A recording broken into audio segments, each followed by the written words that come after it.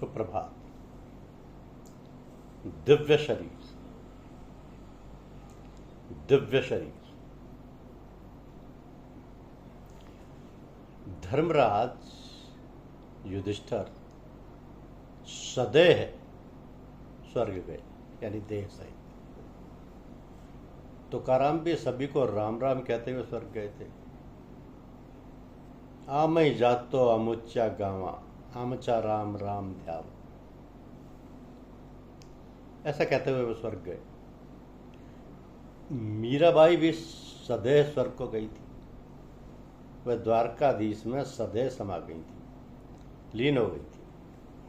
मेवाड़ में उनको बहुत कष्ट मिला था, सो उन्होंने मेवाड़ छोड़ दिया। उनके जाने के बाद मेवाड़ बहुत दुखी हुआ। वहाँ यवनों का आक्रमण हुआ। राणा जी ने सोचा कि मीरा फिर मेवाड़ आए तो देश सुखी हो। राणा जी ने ब्राह्मणों को और भक्तों को मीरा को बुलाने के लिए भेजा। मीरा ने उनसे कहा कि कल यदि मेरे द्वारकानाथ की अनुज्ञा मिलेगी तो मैं आपके साथ आऊँगा। अगले दिन मीरा ने दिव्य श्रृंगार किया। वे आतुर थी कि आज उन्हें अपने गिरधर गोपाल से, अपने प्राण प्रियतम श्री कृष्ण से मिलना। मैं संसार में अब रहना नहीं चाहती, कृपा करो मेरे नाथ।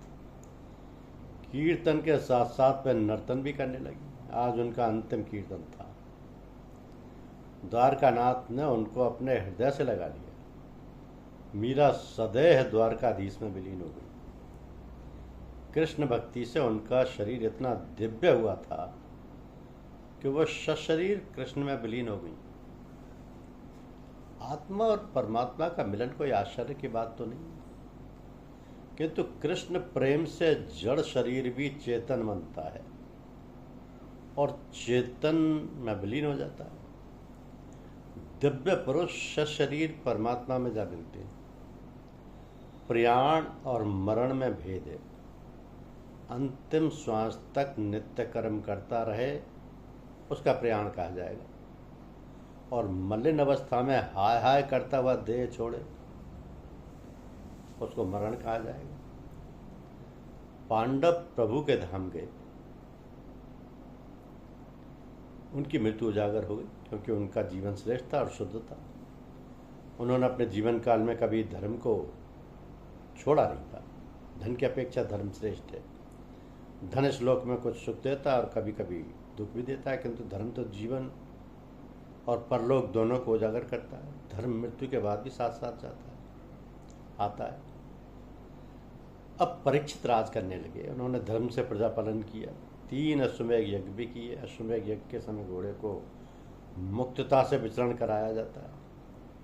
अब वासना ही घोड़ा है, वासना कहीं बनती ही नहीं है। आत्मस्वरूप में विलीन होने पर ये एकंशित होती है, अंकुशित होती है। किसी विषय में वासना फंस ना जाए, इसका ध्यान रखना जरूरी है। इंद्रिय, शरीर और मनोगत वासना का नाश ही 3 यज्ञ है।